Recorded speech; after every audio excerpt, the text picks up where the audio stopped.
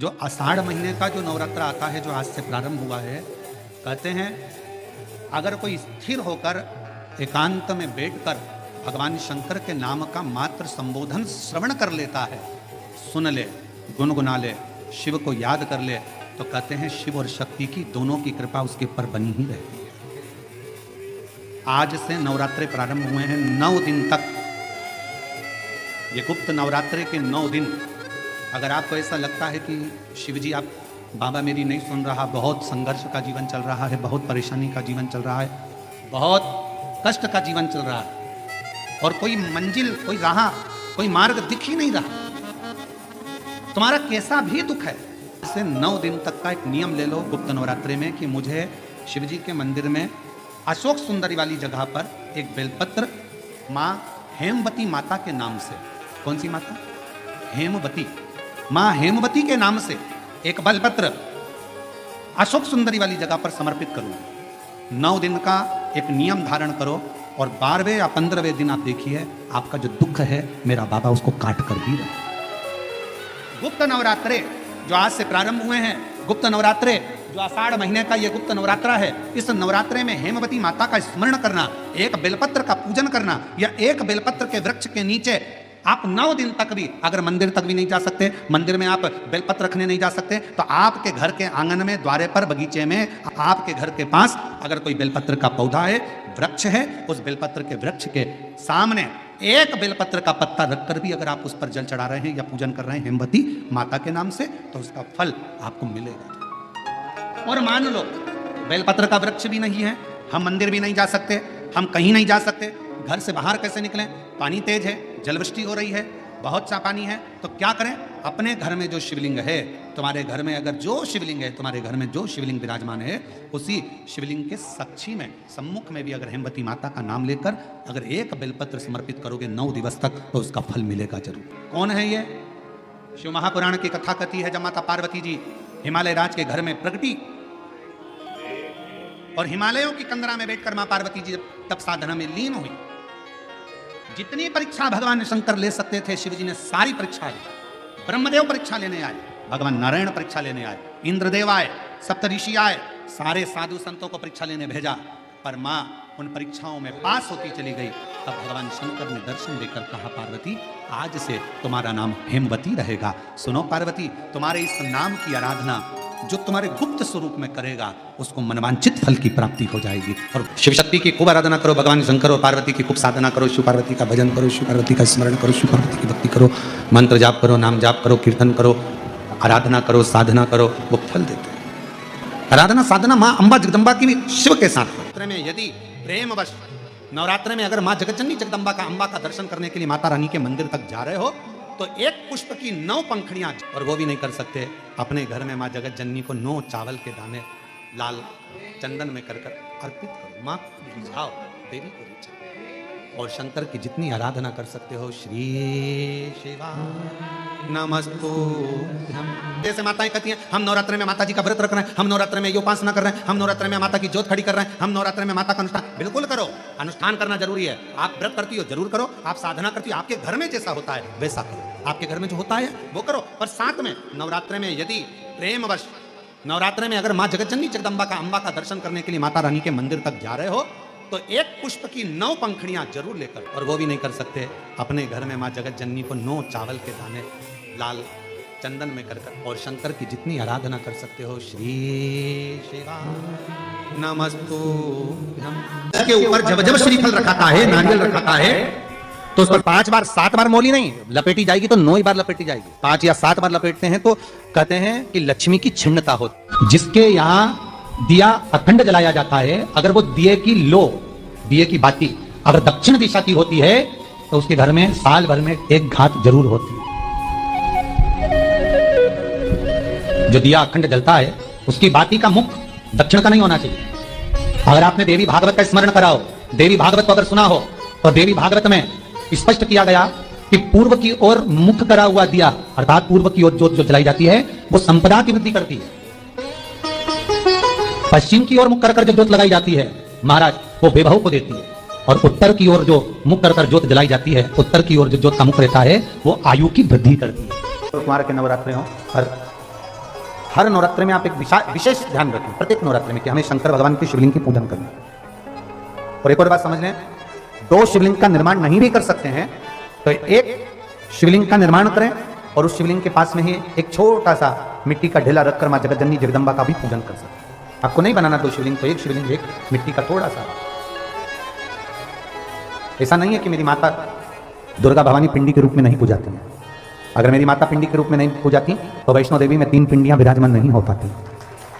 शंकर की आराधना करने से नवरात्र में शक्ति का बल बढ़ता। क्यों गुरुजी, नवरात्र में शंकर जी की आराधना क्यों करना चाहिए? हमने कहा अगर माता रानी से जो मांगना है तुम्हें, अगर तुमने नवरात्र में शिव जी की आराधना करिए, शंकर की कथा सुनिए, शंकर की आराधना करिए, शिव स्तुति करिए, शंकर को एक लोटा जल चढ़ाया, मां आद्य शक्ति तुम्हारे पर कृपा करेगी। क्यों? क्योंकि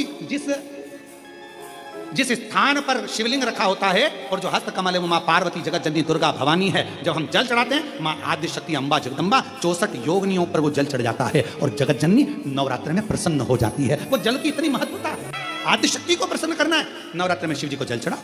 कोई बेटा बेटी है, कोई एग्जाम दे रहे हैं, कंपटीशन एग्जाम में बैठ रहे हैं, सर्विस के लिए जा रहे हैं, नौकरी के लिए जा रहे हैं, नौकरी नहीं लग रही है, हम कहेंगे लाल पुष्प की पत्तियों को प्रत्येक किसी भी नवरात्रि के अंतर्गत 9 दिन का तुम नियम बना लो। जैसे कई माताओं का नियम रहता है, मेरा व्रत है, मैं दूध पर 1 गिलास दूध पर व्रत करूंगी, मैं नंगे पैर चलूंगी, मैं ये व्रत करूंगी, मैं वो व्रत करूंगी। मैं बेटा बेटियों से कहूंगा, नवयुवक बच्चों से कहूंगा, अगर आप कंपटीशन एग्जाम में बैठ रहे हो, अपनी पूरी मेहनत करो, पूरा परिश्रम करो, रात दिन एक करो और लगे रहो। और 9 दिन तक नवरात्रि में 9 लाल फूल की 9 पंखड़ियां या 9 कोई भी चावल लाल कलर में कर कर, कुंकू में कर कर, अगर माँ जगत जननी के मंदिर में नहीं जा सकते, माँ भीड़ रहे, तो शिवलिंग की जो जलाधारी है, जहां पानी गोल घूमता है, इस जलाधारी पर कहीं पर भी नवरात्रे में 9 दिन तक या तो लाल फूल की पंखड़ी 9 या 9 चावल के दाने लाल कलर कर कुंकू में, लाल चंदन में उस स्थान पर चढ़ाना प्रारंभ करो। 9 दिन के बाद तुम्हें 15 दिन और निकलेंगे, उसके बाद तुम्हें खुद लगेगा कि तुम्हारी जॉब, तुम्हारी नौकरी तुम्हारा बाबा ने लगाया है। शक्ति का बल,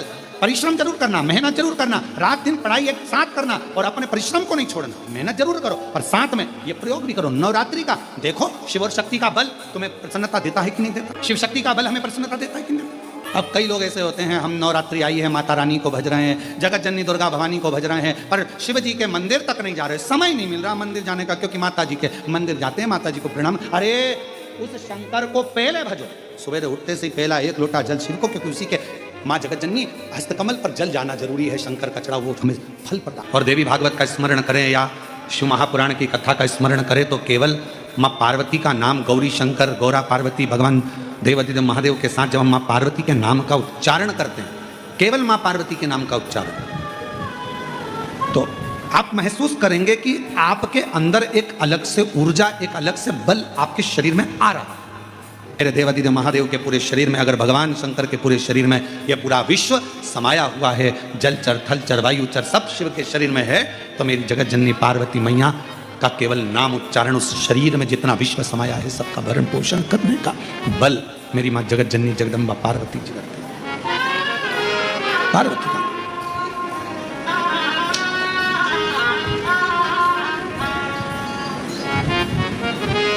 4 नवरात्रे होते हैं। कितने? 4। 2 नवरात्रे गुप्त होते हैं, 2 नवरात्रे तुम्हारे सामने आते हैं, एक चैत्रीय, एक शरदीय। ये श्राद्ध विराम हो जाएगा, फिर नवरात्रे प्रारंभ हो जाएंगे, शरदीय नवरात्रे प्रारंभ। क्या केवल 4 नवरात्रे क्यों? मां जगत जननी की आराधना 4 बार 4 नवरात्रे के रूप में क्यों होती है? हमारा बचपन, हमारी जवानी, हमारी अधेड़ी और हमारा बुढ़ापा, 4 अवस्था में यह नवरात्रे की जो साधना होती है, नवरात्रे में जो आराधना होती है, जो नवरात्रे में माँ आद्य शक्ति दुर्गा भवानी माँ पार्वती की पूजन होती है, माँ गोरा के रूप में, चंद्रघंटा के रूप में, स्कंद के रूप में, कुष्मांडा के रूप में, माँ कात्यायनी के रूप में, माँ कालरात्रि के रूप में, जब हम माँ आद्य शक्ति की आराधना करते हैं तो वो नवरात्रे हमारे शरीर को एक ऊर्जा देते हैं, एक एनर्जी देते हैं, एक बल देते हैं।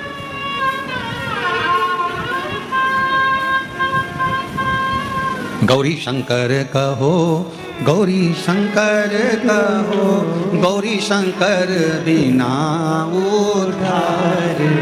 वर प्रदान, आम के पल्लों में शंकर का आशीर्वाद।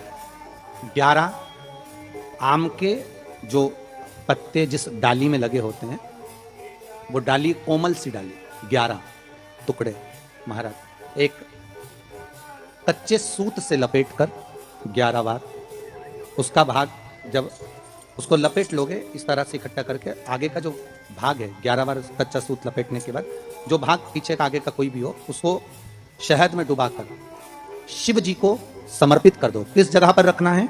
अशोक सुंदरी वाली जगह। अशोक सुंदरी की जगह जानते हो आप लोग, पहले भी आपको बताया है, आज फिर आपको वर्णन। जैसे ये गोल जलाधारी है, ये शिवलिंग रखा है, ये दो जहां से पानी बह रहा है बाबा के चरणारविंद, राइट में श्री गणेश जी का स्थान, लेफ्ट में कार्तिकेय का स्थान, बीच में अशोक सुंदरी की जगह।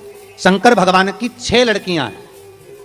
भगवान शंकर के 13 बच्चे, 13 बच्चों में से 6 लड़कियां, उस 6 लड़कियों में से एक लड़की का स्थान, भगवान शंकर की एक बेटी का स्थान अशोक सुंदरी का स्थान पद्म पुराण में स्पष्ट किया। ये स्थान अशोक सुंदरी का। शंकर भगवान की जलाधारी में पार्वती जी का हस्तकमल, ऊपर से जो एक एक बूंद पानी गिरता है, ये शंकर भगवान की 5 लड़कियों का स्थान है। जया, विषहरा, शामरीबारी, दौतली और देव।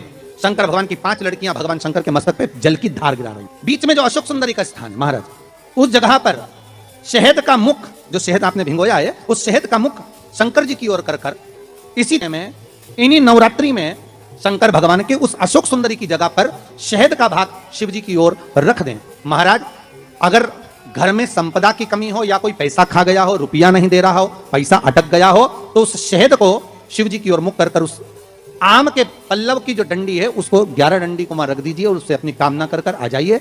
हो सके उस शहद में से थोड़ा सा शहद किसी रुमाल पर, किसी कपड़े में लगाकर उसको रख लीजिए। जिस व्यक्ति से पैसे लेना है, जिस व्यक्ति से पैसे मांग रहे हो, उससे एक बार जाकर मिल लीजिए, एक बार उसको खबर कर दीजिए। बाबा चाहेगा भोलेनाथ तो नवरात्रि में ही पैसा वापिस आ जाएगा, अगर शिव कृपा कर दे।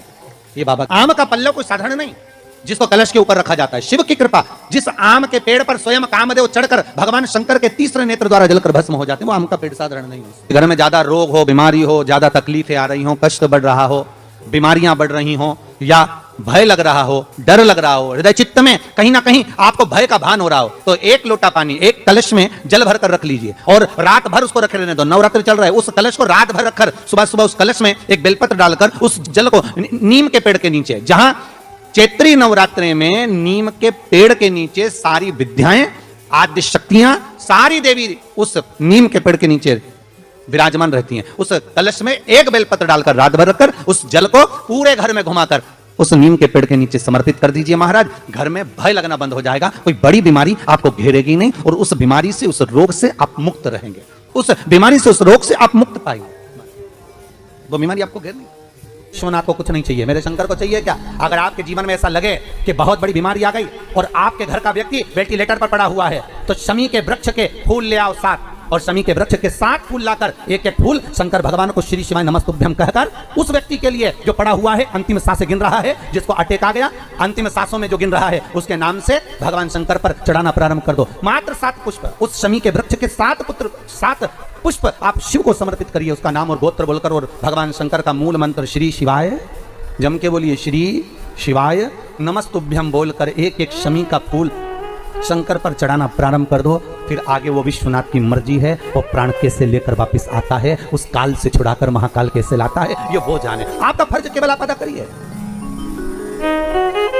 जब अंत में डॉक्टर भी हार जाते हैं, जब अंत में डॉक्टर भी कह देते हैं कि अब हमारे बस का नहीं है, अब तो उस परमात्मा के हाथ में, मतलब डॉक्टर को भी मालूम है कि एक और डॉक्टर बैठा हुआ है, एक डॉक्टर और है, वो बस वो थोड़ा सा दूर तो रहता है पर करीब भी बहुत है। कई लोग कहते हैं गुरुजी वो कैलाश पर रहता है बहुत, तो उनको बुलाएंगे तो आएंगे। हमने कहा कैलाश पर तो रहता ही नहीं है, जहाँ भक्त है वहाँ भगवान, वो दूर तो रहता ही नहीं। आप तो बस केवल उसको बुलाने का प्रयास करिए, आप दिल से बस उसको हाजिर, वो दिल से बुलाओ तो उसको।